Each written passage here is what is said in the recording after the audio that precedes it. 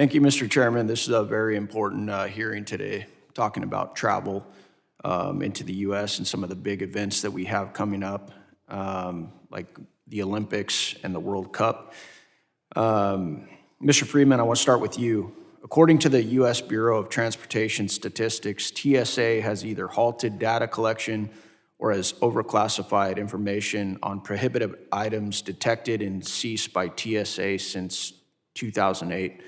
My concern that TSA purposely hasn't collected data or is overclassifying data to hide embarrassing statistics that show that they routinely fail what the industry calls covert tests.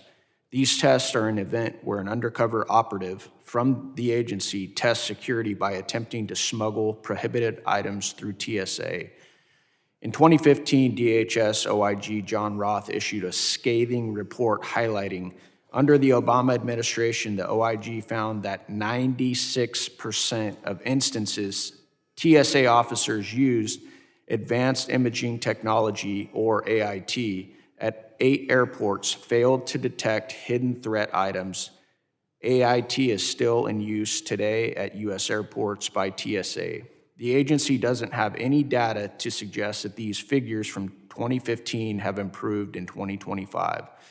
I'm currently working with the chairman on drafting a bill that would require TSA to submit the results of all covert testing and/or red teaming testing to the Committee on Homeland Security, and I hope this bill can be bipartisan. My question, sir, and please answer briefly, with TSA's covert test failures coupled with the fact that the agency hasn't collected or submitted data on failed covert testing in recent years, how can Congress ensure that TSA is capable of handling incoming travelers from around the world for upcoming events like America's 250th birthday, the 2026 FIFA World Cup, and the 2028 Summer Olympics? Thank you, Congressman. TSA's success is critical to all travelers. Travelers need confidence in their safety, in their security, or else they're simply not going to travel. So we share your concern with anything that would suggest that the process is anything but as safe and secure as it could be.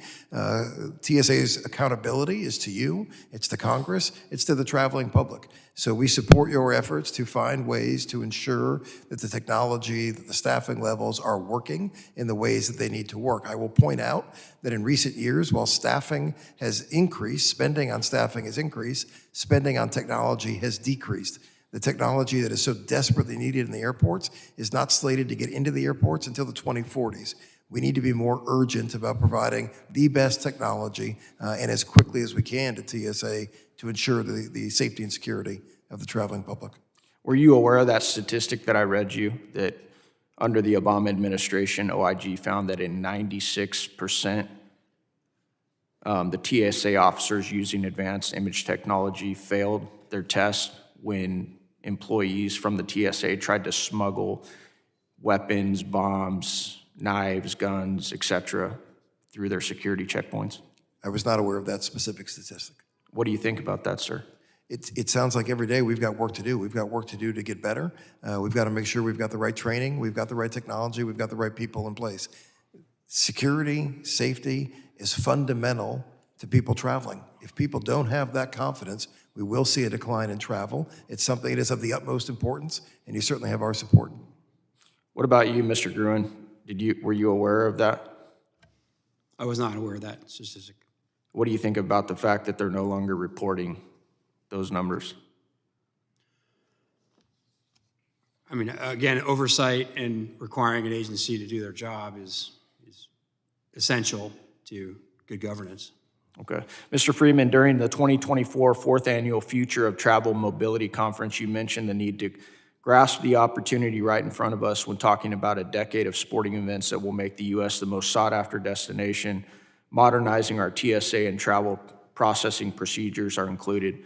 My question is, please answer briefly, how should TSA and Congress look at the use of AI for passenger processing to scan faces and directly cross-reference international travelers with criminal databases? It was at that same conference that I interviewed former TSA Administrator Pekoski, who demonstrated tremendous leadership during his time within TSA and partnership with the private sector. I think, based on my experience with Administrator Pekoski, TSA was going down the right road in terms of what it looks at AI. We see enormous potential. The simple truth is that AI can detect things that the human eye will miss, and we see enormous potential in technology. Thank you. I yield back.